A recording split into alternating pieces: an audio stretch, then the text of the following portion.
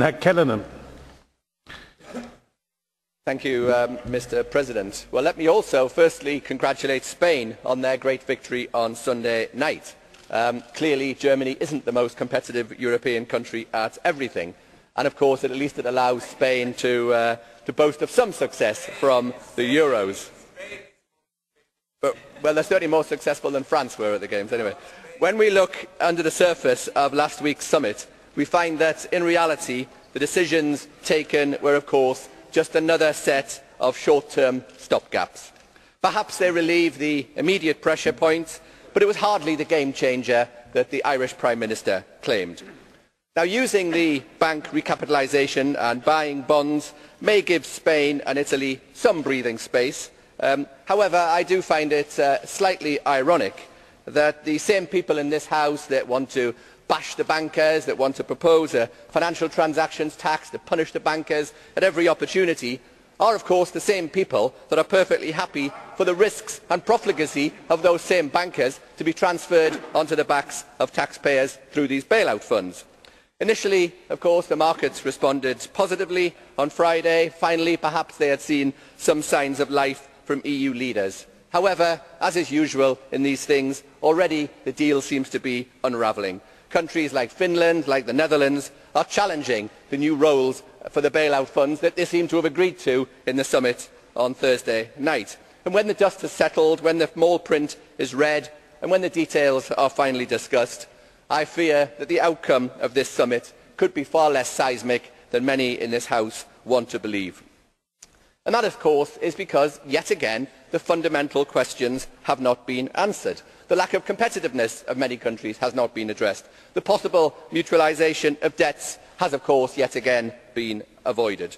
Relying on the ESM, the EFSF, is no long-term solution to this crisis because they are not bottomless pits of money with the power to grant our every wish. If they are being committed to bank bailouts, if they are being used for secondary bond purchases, will there in fact be anything left over for the sovereign bailouts that, let us remember, they were originally intended? And let's not pretend that even this relatively small shift in German policy was arrived at with great harmony. Even for these few small concessions, it seems that Italy had to hold the proverbial gun to Germany's head. In reality, what we saw in the Council highlighted that even for countries in the euro, the mentality is still one of maximising national interests. Now, of course, don't get me wrong, I fully support national governments fighting their corner.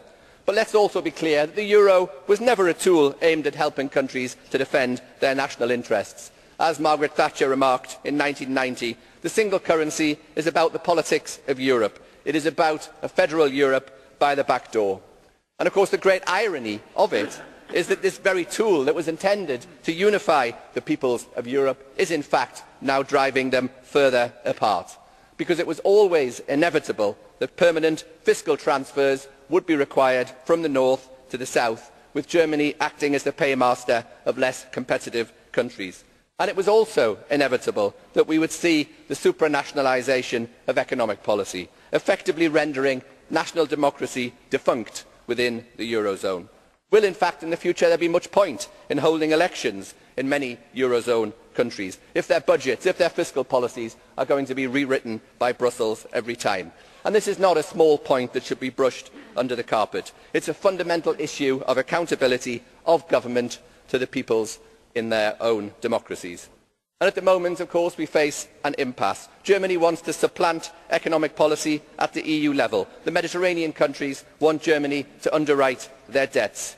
I'm reminded of the story of the two politicians.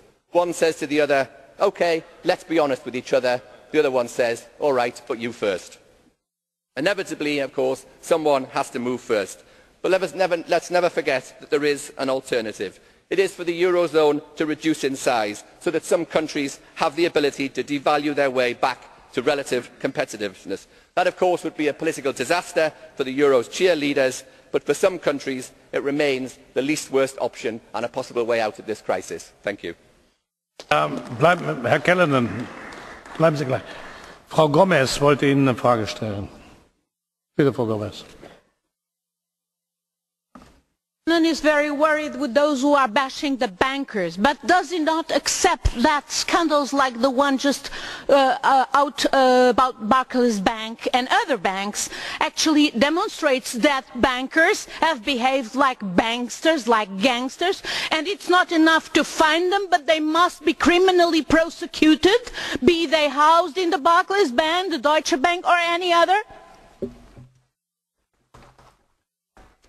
Of course, I don't disagree at all. If they have committed criminal acts, they should be prosecuted. It's not me that wants to give them unlimited amounts of taxpayers' money to bail them out from the costs of their own profligacy. This is the policy of the socialists and others that want to throw unlimited amounts of taxpayers' cash at the very same bankers that you keep telling us you want to criticise. Vielen Dank. Das Wort hat jetzt für die Vereinigte Europäische Linke Frau Gabriele Zimmer. Herr Präsident!